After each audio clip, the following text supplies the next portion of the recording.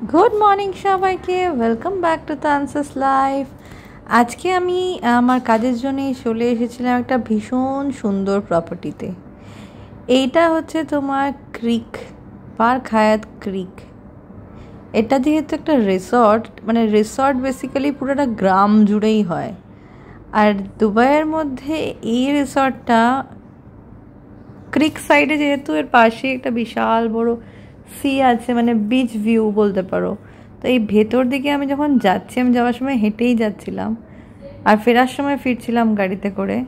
তো হেঁটে যাই, গাড়িতে যাই, ফিরি, যাই করি না কেন, চারিদিকে এতটা গ্রিনারি দেখে, এই যে গরমটা পড়ছে আমাদের এখানে, কিন্তু এই গাছের তলায় বসলে তো আমরা এমন কলকাতা দেখি একটুখানি রোদ লাগলে একটু গাছের তলায় ছায়া খুঁজতাম। দুবাইয়ের বিভিন্ন সাইডস আছে, তো একটা হচ্ছে পলিউশন সাইড, একটা হচ্ছে ওল্ড দুবাই সাইড, আর একটা হচ্ছে এই সুন্দর গ্রিনারি সাইডটা। যারা এই হোটেলটাতে আসে থাকতে, তারা বেসিক্যালি এনভায়রনমেন্টের জন্য আসে, প্লাস হায়াতের তো একটা আলাদা নাম আছে এবং তাদের একটা লাক্সারি আলাদা রকমের, কিন্তু এই জায়গাটা খুবই সুন্দর। তাই ভাবলাম তোমাদের সাথেও শেয়ার করি। আর সামনেই দেখতে পাচ্ছ বাগি, কারণ যারা গাড়িতে করে আসে তারা ধরো গাড়িতে করে এলো এখানে, ঠিক আছে, ডিরেক্ট পৌঁছে গেল, কিন্তু এই পুরো জায়গাটা ঘুরে দেখার জন্য পায়ে হাঁটাটা পুরোটা সম্ভব নয়। খানিকটা তুমি হাঁটতেই পারো, বাকিটার জন্য এরা বাগি সার্ভিস প্রোভাইড করে। কারণ এই পুরো এরিয়াটাই মোটামুটি ওদেরই। আরও কিছু কিছু প্রপার্টি আছে, হোটেল নয়, একটা গলফ ক্লাব আছে, একটা সুইমিং ক্লাব আছে, আরও কিছু কিছু জিনিসগুলো আছে। প্রত্যেকটা জায়গা আমি ভিজিট করিনি। মেন রোড থেকে এটা, এই পুরো গেটেই লেখা আছে পার্ক হায়াত ক্রিক।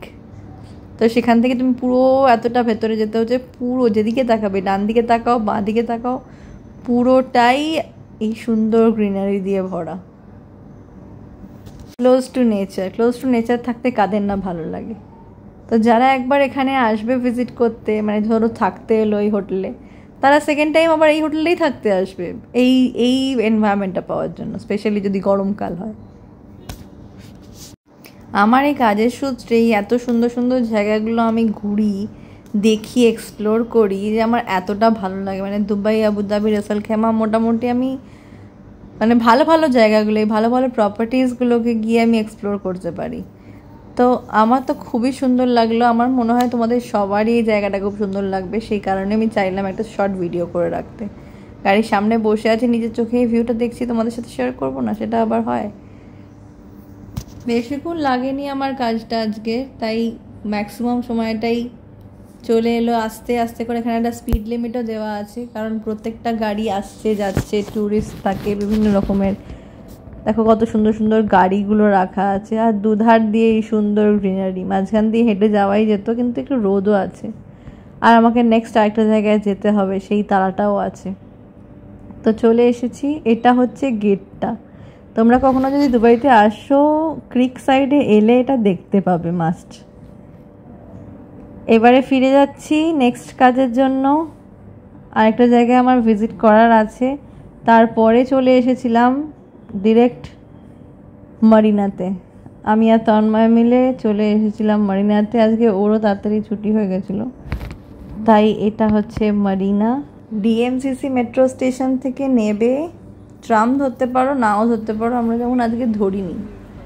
ডিএমসিসি মেট্রো স্টেশন থেকে ওয়াকিং ডিস্টেন্সেই তোমরা চলে আসতে পারবে মারিনা বিচ। এটা বিচ সাইডটা না, আমরা যাচ্ছি টুয়ার্ডস বিচ সাইড। এটা একটা ট্রান্সপোর্ট, দুবাই আরটিএ, মানে আমরা নল কার্ড ইউজ করেই করতে পারি। তাই ভাবছিলাম এখন যাব, তারপরে মনে হলো সন্ধ্যে তো অলমোস্ট হয়েই গেছে, কোনো একদিন একটু বিকেল বিকেল এলে অনেকটা টাইম কাটানো যাবে। এখানে তোমাদের বিভিন্ন ক্রুজগুলো ভাড়া দেওয়া হয়, তোমরা যেমন দেখেছো, night cruise life, boating life, অনেক কিছু করা যায়। দুবাই মারিনাটা একটা হ্যাপেনিং জায়গা, খুবই সুন্দর। দিনের বেলা রাত্রিবেলা কোনো ব্যাপার না। এখন দিনের বেলা মানে দিন মানে অলমোস্ট সন্ধে হতে যাচ্ছে, সন্ধে হয়ে গেলে পুরো যখন অন্ধকার হয়ে যাবে, তখন এই বিল্ডিংগুলো এত সুন্দর লাইটিং। অনেক দূর থেকে মেট্রো করে যাও, শেখ জায়েদ রোড দিয়ে যাও, এখানে অনেকগুলো ক্যাফে আছে, সেখানে বসে সন্ধেটা এনজয় করো, দারুণ। আর সেখান থেকে আমরা চলে এসেছিলাম এই সুন্দর ভিউটা দেখতে। প্ল্যানটা মেনলি এখানে আসারই ছিল, মাঝখানে ওই রাস্তাটা একটুখানি বেঁকে ভাবলাম ঠিক আছে ওখানটাও ঘুরে নিই। এই সুন্দর জায়গাটা দেখতে পাচ্ছ, এখানে লাইভ থিয়েটার বলতে পারো, ওপেন স্কাইয়ের নিচে তোমার পুরো বসার জায়গা আছে, এখানে কিছু না কিছু চলতে থাকে, কখনো খেলা চলছে, কখনো নিউজ চলছে, কখনো কিছু না কিছু বাজছেই। আর এটা হচ্ছে দুবাই আই, এখন এটা ওপেন হয়ে গেছে। শীতকালটা তো প্রায় চলেই গেল, ভাবলাম একদিন প্ল্যান করা যায়, এখনও প্ল্যান করে হয়ে ওঠা হয়নি, কিন্তু যাবো তো নিশ্চয়ই, কারণ আমি আসার পর থেকে এটা বন্ধই ছিল, এই রিসেন্ট 1-1.5 মাস হয়েছে এটা আবার খুলেছে। তো আর কটা দিন যাক, প্ল্যান তো করবোই, এই এক্সপিরিয়েন্সটা তো করতেই হবে। See you in the next blog, by.